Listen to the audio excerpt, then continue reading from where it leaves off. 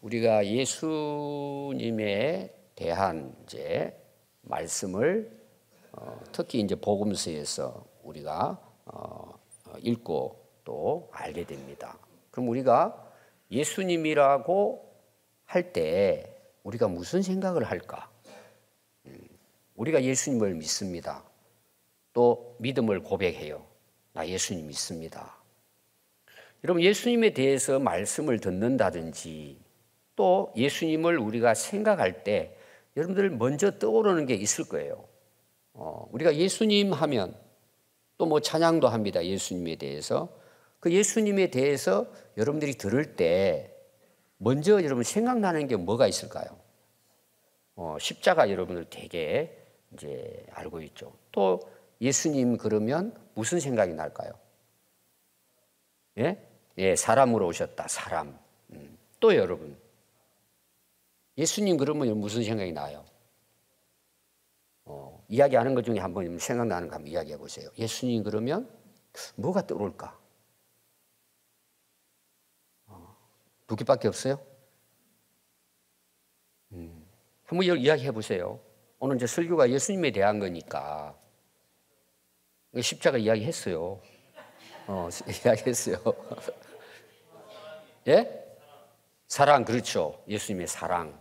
또 다 똑같은데요. 부활하신 분. 예. 이걸 여러분들이 이제 되게 알아요. 우리가 예수님 믿지 않아요. 예수님 믿는다고 우리가 고백을 해요. 그럼 여러분 진짜 그 믿음은 어떤 믿음일까요? 예수님에 대한 믿음이잖아요. 그럼 우리가 예수님을 바로 알면 알수록 어떨까요? 내 믿음이 확실해지겠죠. 우리가 믿습니다라는 말은 똑같아요. 그러나 그 믿음은 다 달라요. 어떤 사람은 뭐 입으로 그냥 할 수도 있고, 또 진짜 예수님에 대해서 뭐 감사한 마음이 있으니까 또 예수님께 대해서 감사하다는 말을 할 수 있어요. 왜 제가 여러분들이 계속 질문을 하느냐 그러면은 물론 우리가 십자가 이게 답이에요. 오늘도 그 나오는 내용이고. 근데 이것을 우리가 그냥 십자가 돌아가셨다. 이걸 너무 가볍게 생각하고 너무 쉽게 생각하는 거예요. 또 교회에 오면은 하도 많이 들으니까 그냥 지나가는 거예요. 여러분, 우리가 신앙생활 하는 데 있어서 우리의 믿음의 중심은 예수님이잖아요. 그럼 우리가 예수님 바로 알아야겠죠. 여러분, 예수님을 우리가 제대로 모르는데 내가 예수님을 믿는다는 것은 제가 봤을 때는 그냥 말만 믿는 거죠. 신앙 고백도 해요. 믿습니다. 우리가 고백해요. 근데 그 예수님이 과연 어떤 분인가를 우리가 뭐 한두 번 다 배웠죠. 근데 우리가 예수님 그러면 반드시 이거는 그냥 바로 떠올라야 돼요. 우리 믿음의 근거가 분명해야 돼요. 근데 여러분, 교회를 다니면서도 상당히 많은 분들이 믿습니다 고백은 하는데 예수님에 대해서는 자기가 자신이 없는 거예요. 왜 믿지? 그래, 나를 위해 십자가를 돌아가셨지. 근데 그것이 실제로 내게 와닿지 않는 거예요. 다 알아요, 다 알아요. 그래서 오늘 여기 대해서 말씀을 전하는데 여러분들이 다 들은 내용이에요. 근데 제가 오늘 이야기하고자 하는 것은 이거는 절대 놓치면 안 되는 거예요. 예수님 그러면은 바로 여러분들이 고백할 수 있어야 돼요. 우리가 잘 아는 제가 이제 2월 첫 주 우리 창립 예배 때 설교 본문입니다. 잘 아는 내용이에요. 예수님께서 베드로에게 물어봐요. 너희들 나 누구라고 하느냐? 그러니까 베드로가 뭐라 그러죠? 주님은 그리스도시요 살아계신 하나님의 아들입니다. 그랬어요. 하나님 칭찬을 합니다. 그거는 네가 깨달은 게 아니야. 하나님이 은혜를 주신 거야. 바로 깨달은 거야. 그러면 그 고백을 한 베드로의 그 이후의 삶이 어떠할까요? 진짜 주님을 위해서 그렇게 믿고 살았을까요? 아니에요. 바로 실패해요. 바로 실수해요. 이거 왜 그럴까요? 분명히 베드로는 주는 그리스도시요 살아계신 하나님의 아들이라고 고백했어요. 예수님이 칭찬했습니다. 그런데 베드로는 어때요? 부인합니다. 모른다고 합니다. 목숨 걸고 따르겠다고 고백은 했지만 도망가 버립니다. 십자가 앞에서. 이건 왜 그랬을 것 같아요? 베드로가 알긴 알았어요. 고백은 했어요. 근데 실제로 그게 이 안에는 안 믿어진 거예요. 모르는 거예요. 어떻게 보면은. 아니, 그렇게 했다면 여러분 그렇게 살아야죠. 그럼 여러분 베드로가 그랬다면 오늘 우리는 어떨까요? 베드로는 모든 자기 하는 일을 다 내려놓고 다 버리고 예수님을 따랐어요. 3년 반 동안을. 그런데 결국 가서 보면 어때요? 유로 요한복음 보니까 베드로가 고기 잡으러 가버리잖아요. 왜? 먹고 살기 사실 어려우니까. 실패작이에요. 예수님 승천할 때까지 사도행전 1장에 보세요. 베드로의 고백이 뭘까요? 언제 하나님의 나라가 이 땅에 이루어집니까? 질문이에요. 아직도 내려놓지 못하는 거예요. 그때 예수님 뭐라 그러시죠? 야, 그건 너희들이 걱정할 거 아니야. 그 때와 기한은 하나님이 결정하는 거야. 아무도 몰라. 그러면서 예수님 하신 말씀이 뭐예요? 너희들은 땅 끝까지 내 증인이 돼야 돼. 성령을 받으면. 그게 2장부터 가서 베드로의 변화가 일어나는 거예요. 그리고 실제로 주는 그리스도시요 살아계신 하나님의 아들이라는 것을 증거하다가 순교하게 됩니다. 그럼 여러분 오늘 우리는 예수님께 여러분들 얼마나 만나보셨어요? 실제로 예수님을. 베드로처럼 베드로 3년 반이에요. 실제로 기적도 보고 말씀도 배웠어요. 베드로마저도 그렇다면 오늘 우리 모습은 어떨까요? 여러분 정말 깊이 생각해야 될 부분이에요. 그래서 오늘 제가 읽은 말씀을 여기 주제로 말씀을 드리려고 그래요. 오늘 여러분 말씀 한번 보세요. 11절 어떻게 시작이 되는지. 누가 나오죠? 게바가 나옵니다. 게바는 누구예요? 베드로입니다. 그럼 왜 게바일까요? 아람어예요. 아람어. 똑같은 말이에요. 헬라어로는 뭐예요?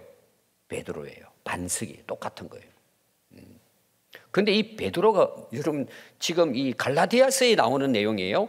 갈라디아서는 바울이 기록을 해서 갈라디아 교회에 보낸 편지잖아요. 우리가 이제 새벽에 그 말씀을 얼마 전에 여러분들이 이제 봤죠. 그럼 갈라디아 교회는 굉장히 중요한 이제 곳입니다. 그런데 베드로가 여기 나와요. 베드로가 안디옥에 이르렀어요. 그 갈라디아는 소아시아 중심에서 약간 아래 내려온, 그러니까 바울이 1차 전도 여행 때에 세워진 개척한 교회가 갈라디아 교회예요. 예루살렘 교회가 있고 그 다음에 바울이 바나바와 함께 어디 올라가죠? 안디옥이죠. 안디옥 교회가 세워져요. 그 다음에 세워진 교회가 갈라디아 교회예요. 소아시아 지역에 이 1차 전도 여행 때 일어난 일입니다. 근데 거기 베드로가 나오잖아요. 안디옥에 이르렀을 때에. 지금 이 바울이 갈라디아 교회 그 기록한 거잖아요. 책망받을 일이 있기로 내가 그를 대면하여 어떻게 했다는 거예요? 책망한 거예요.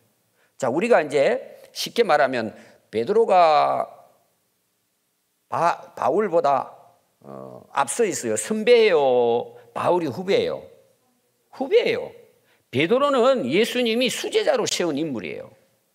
그런데 이 바울이 뭘 했다고요? 책망했다는 거예요. 여러분 오늘 이 게바 베드로에 대해서 잘 모르면은 이 바울은 정말 교만한 사람이에요, 사실은. 책망하는 거예요. 여러분 바울은 대단한 인물이라는 걸 여러분 아시죠? 뭘 책망했느냐 하면은 12절에 보니까 야고보에게서 온 어떤 이들이 이르기 전에, 이 말은 뭐냐? 야고보는 그 당시 예루살렘 교회의 오늘로 말하면 회장이에요. 어떻게 보면 이제 담임이라고 볼 수 있어요. 예루살렘 교회. 이 야고보는 예수님의 동생을 이야기합니다. 그런데 야고보에서 온 어떤 이들이 이르기 전에, 그러면 예루살렘 교회에서 오는 거예요, 지금. 예루살렘 교회에는 거의 100% 유대인 기독교인이에요.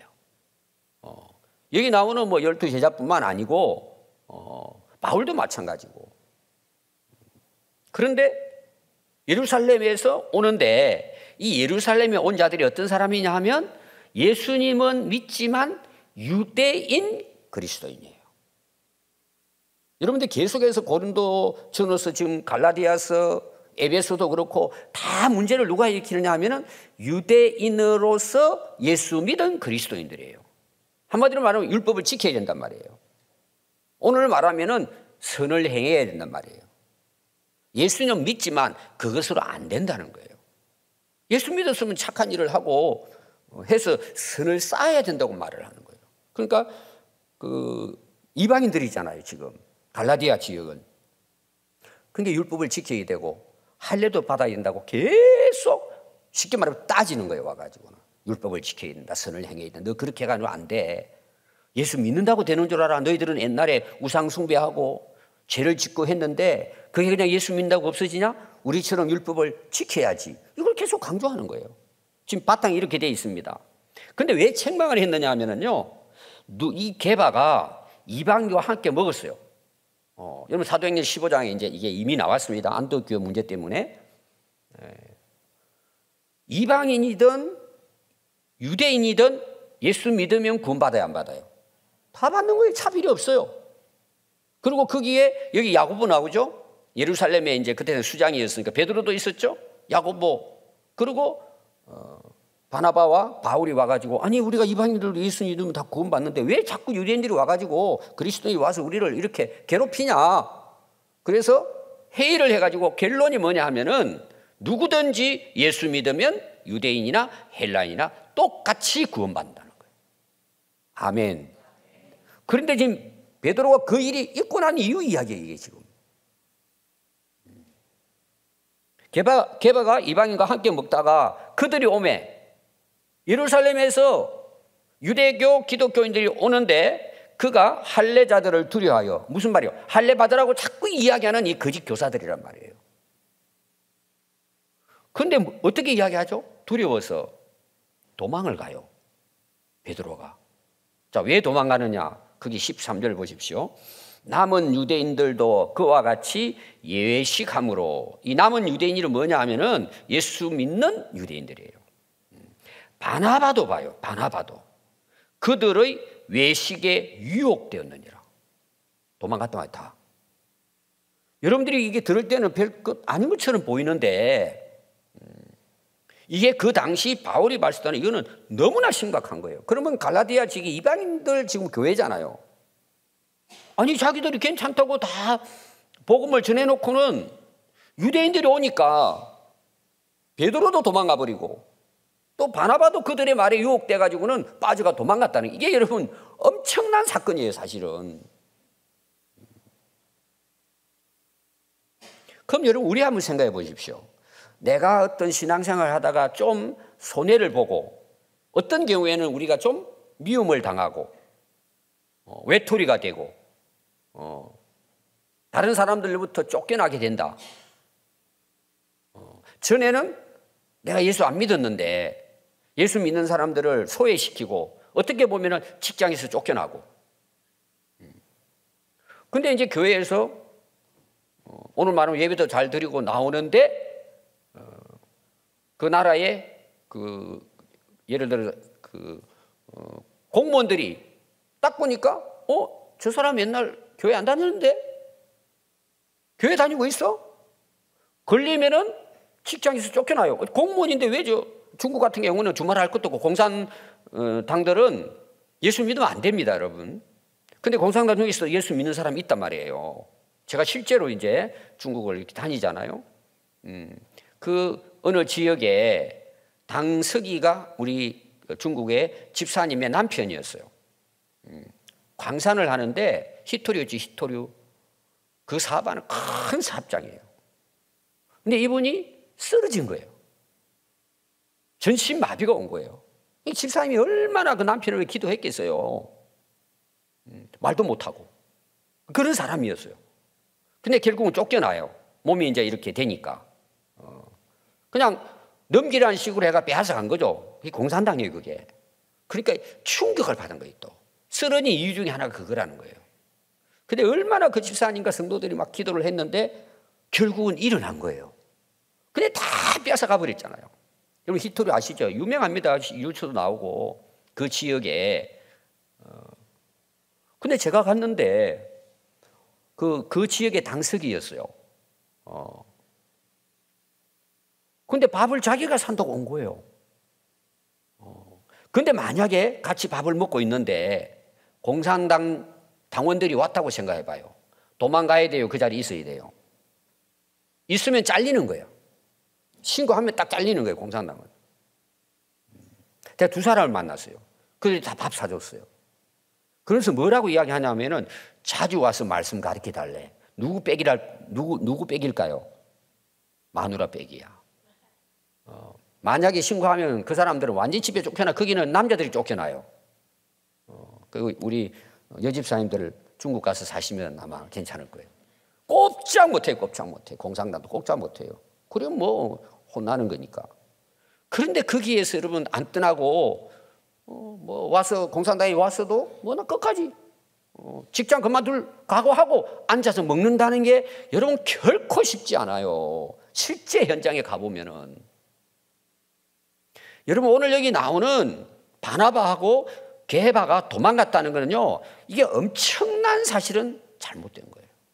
아니, 자기들이 그렇게 전해놓고는 겁이 나니까 도망갔다는 거예요. 이게 사람의 모습이죠.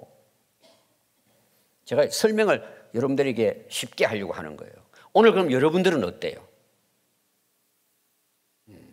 여러분 이런 일화들이 우리나라 굉장히 많습니다. 오래전에 우리 김성환 교육감 나오기 전에 우리 교회 와서 간증했잖아요. 저하고는 오랜 사이예요. 여러분 그때 간증 기억납니까? 그 대학 교수였잖아요. 법학과 교수. 여러분들이 아마 들었을 거예요. 주일날인데 무슨 일이 있어가지고는 주일날 가야 되는 거예요. 안 간 거예요. 쫓겨난 거죠.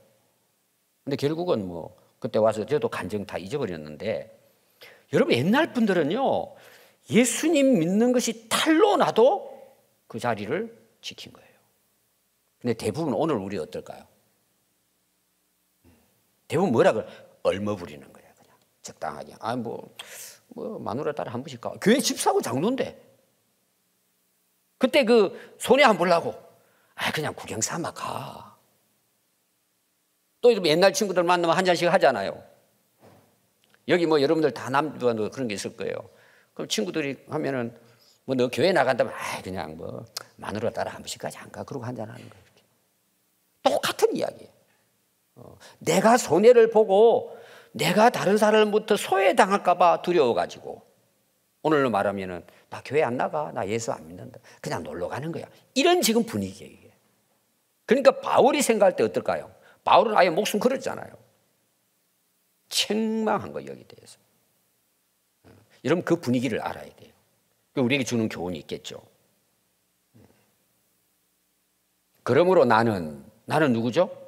바울이에요. 그들이 복음의 진리를 따라 바르게 행하지 아니함은 이유가 있단 말이에요. 뭘 보고 모든 자 앞에서 그 성도들이 갈라디아 성도들이 보고 있는 그 가운데에서 게바에게 이르되 네가 유대인으로서 이방인을 따르고 유대인답게 살지 아니하면서 억지로 이방인을 유다인답게 살게 하려느냐. 많은 사람들이 보는 앞에서 창피를 줬다는 거죠. 도대체 당신이 예수님의 제자냐는 거예요. 너희들도 지키지 않으면서 이 복음의 진리를 따라 바르지 행하지 아니하고 유대인답게 살게 하려는 거예요. 여러분 그 당시로 이게 심각한 거예요. 바울에게 있어서.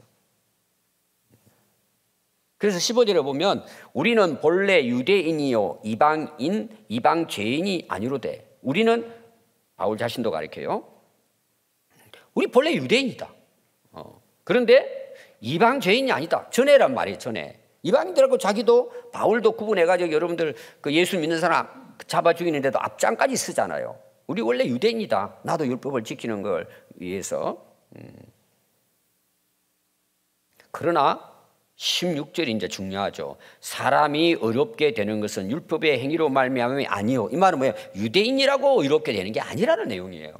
율법을 지킨다고 해서 오직, 여러분 계속해서 이 오직이라는 게 나옵니다. 이 복음 앞에서 보면은요, 예수 그리스도를 믿음으로 말미암는 줄을 우리도 알므로 우리도 그리스도 예수를 믿나니.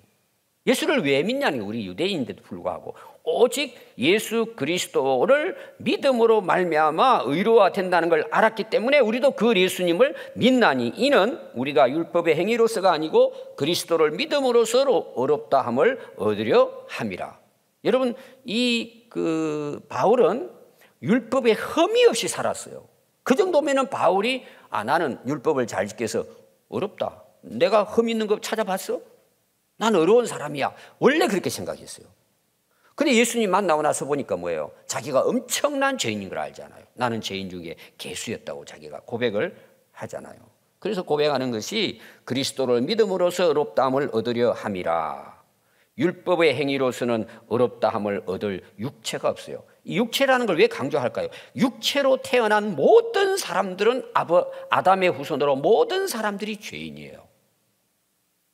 여러분 죄인이 아무리 의롭게 산다가 할지라도 그 죄에서 벗어날 수 없다는 거예요. 이런 경우 한번 봅시다. 우리 예를 들어보면은 제가 다른 사람에게 죄를 지었어요. 행패를 부리고 어떤 경우는 살인까지 했어요. 죄인이죠. 감옥 갔습니다. 감옥 가서 보니까 너무 잘못했잖아요. 그래서 거기 가서 착한 일을 많이 하는 거예요. 그럼 살인한 죄가 없어질까요? 안 없어질까요? 그대로 있는 거예요. 그러니까 지금 감옥 가 있잖아요.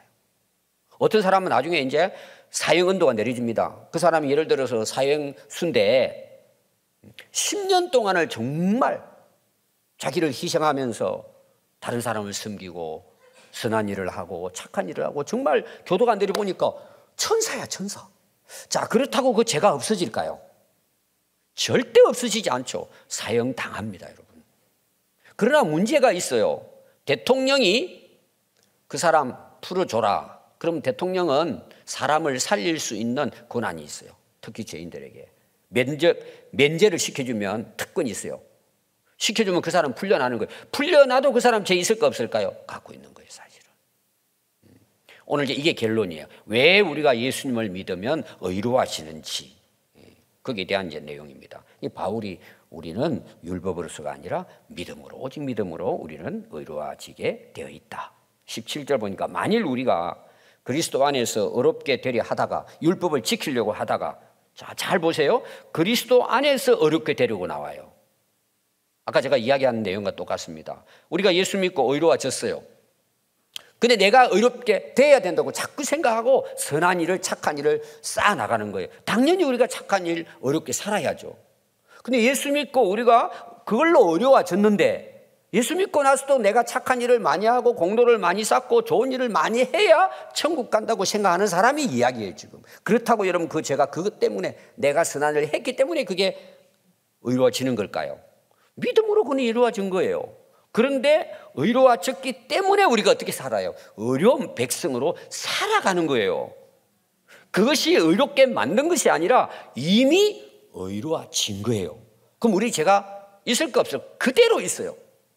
근데 하나님께서 예수님의 십자가의 죽음을 통해서 면제시켜주는 거예요.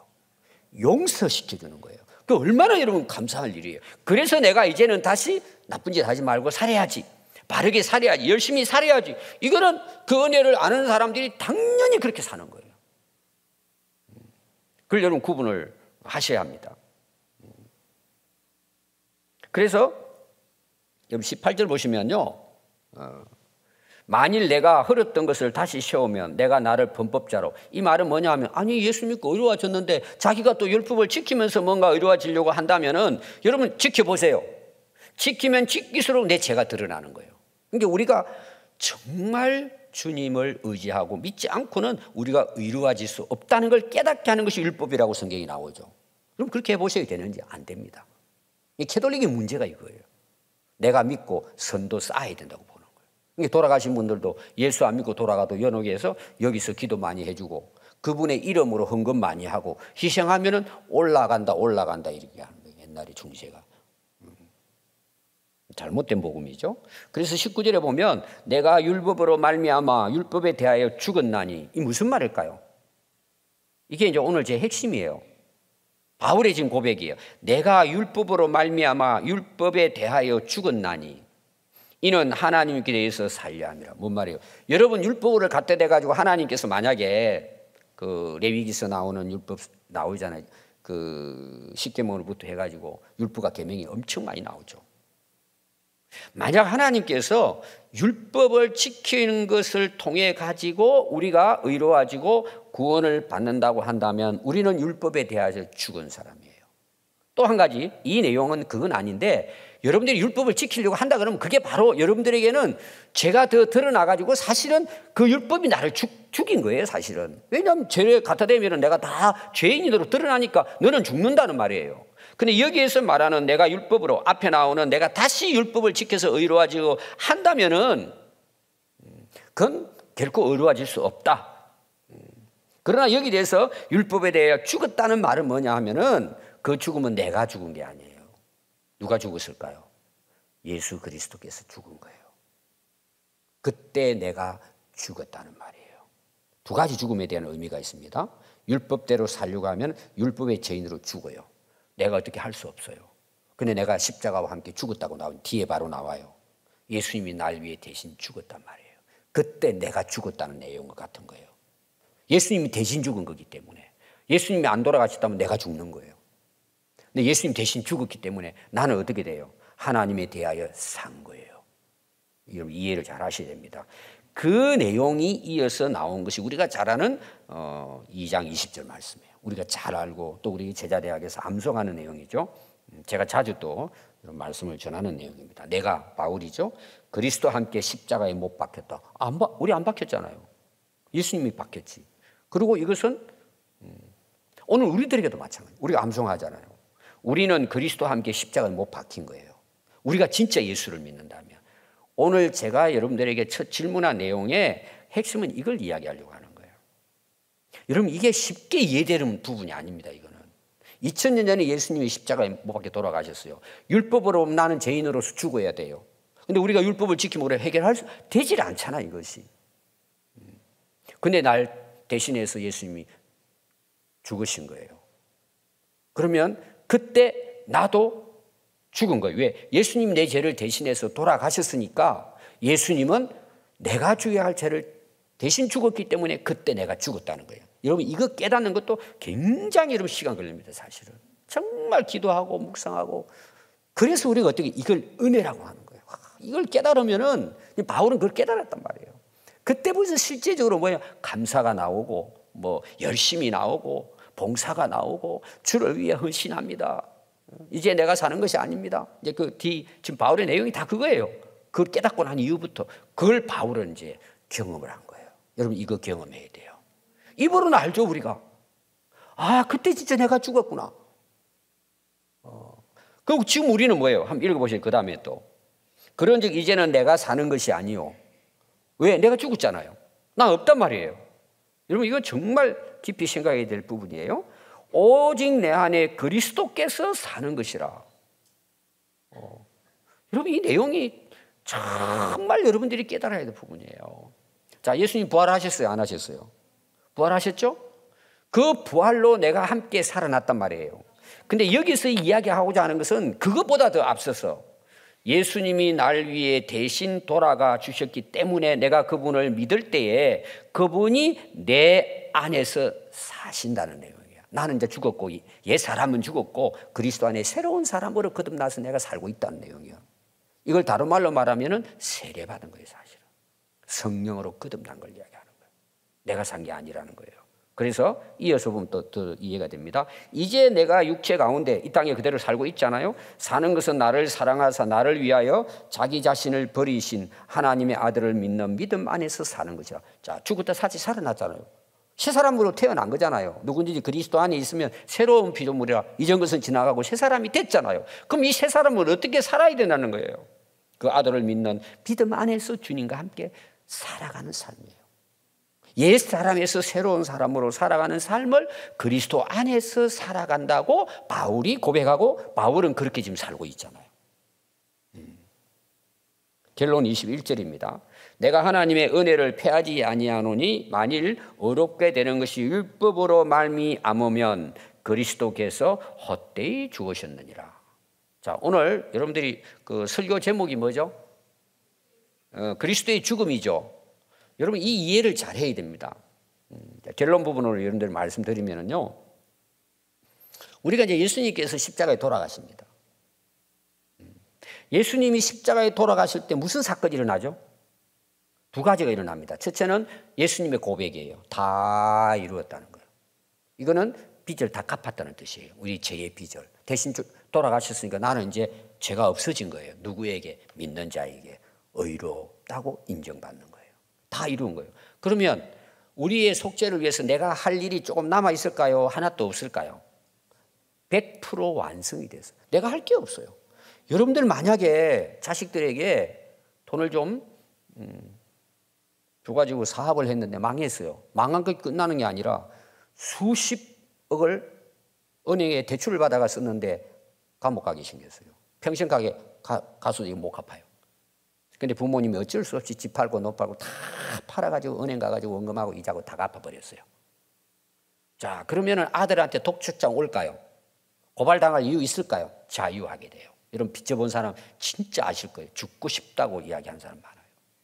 근데 아들이 가가지고 다 갚았는데 내가 한 달에 100만 원씩 노가다가 갚겠습니다. 용서해 주세요. 할 필요 있어요, 없어요? 만약에 그렇게 한다면 누가 바보예요?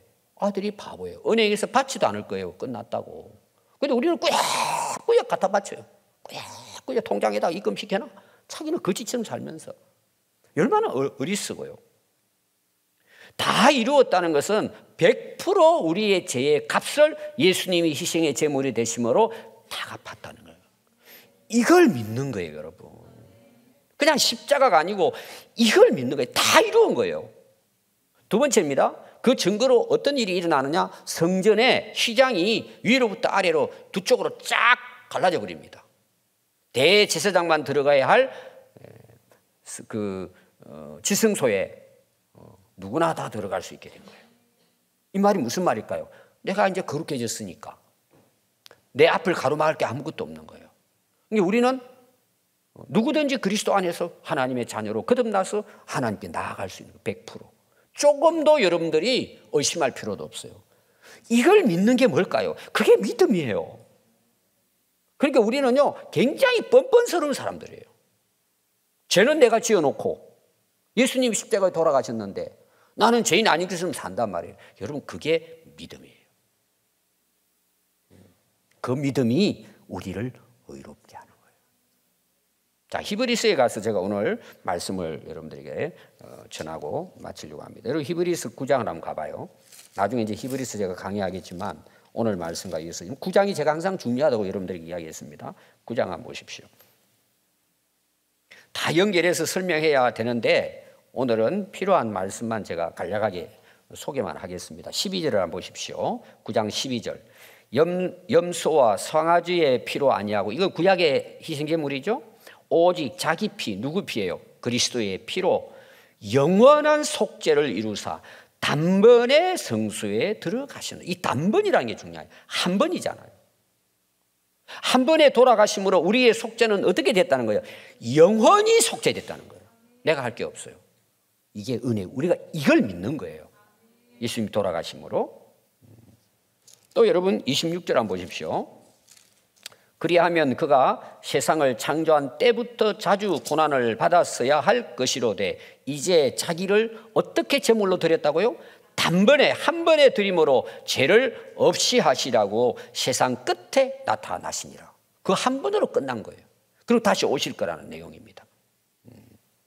또 여러분 10장 10절 한번 보십시오. 아래에 보면 나옵니다. 10절이에요. 이 뜻을 따라 예수 그리스도의 몸을 단번에 들으심으로 말미암아 우리가 거룩함을 얻었노라. 앞으로 선을 쌓아가지고 율법을 지켜가지고 거룩해져야 되는 것이니라. 이게 아니에요.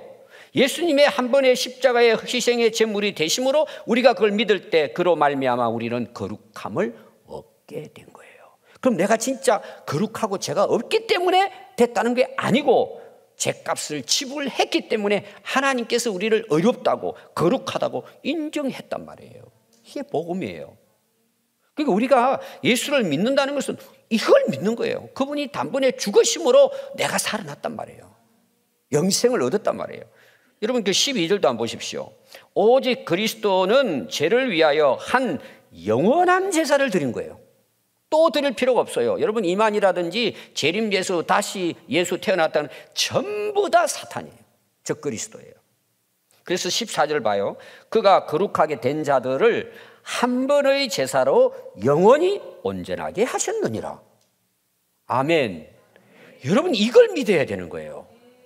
그게 당당한 거예요. 이 은혜가 얼마나 커요. 이게 진짜라면 우리의 생명을 다하여 하나님 앞에 드려도 부족한 거예요.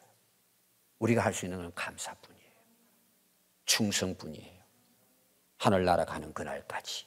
여러분, 신앙생활이 이것이 정상적인 신앙생활이고, 이게 진짜 신앙생활이고, 우리의 모든 신앙생활의 출발과 근원과 의도가 이 믿음에서 시작되는 거예요. 여러분, 그렇게 하면 자유함을 얻을 수 있어요. 또 나아가서, 자, 베드로도 좀 실패하죠. 우리 그래요. 그러나 분명한 것은 뭐예요? 우리는 연약해서 그렇지, 우리는 당당하게 이 믿음에 확고하게 섰을 때 흔들림 없이, 좀 내가 손해를 보고 어떤 경우는 무시당하고 할지라도 우리는 당당할 수 있어요. 왜? 그분의 십자가가 나를 위해서 하셨는데 내가 그것 때문에 이렇게 됐잖아요. 뭐가 두려워하겠어요, 여러분? 그래서 핍박과 고난이 있어도 끝까지 이 믿음을 지키고 살아갈 때 예수님이 뭐라 그랬어요? 복이 있나니 너희들은 기뻐해라. 하늘에서 상이 클 것이다. 여러분, 여기까지 가야 그게 진짜 믿음이고 성숙한 믿음입니다. 여러분, 그런 믿음으로 끝까지 승리할 수 있기를 바랍니다. 기도하겠습니다.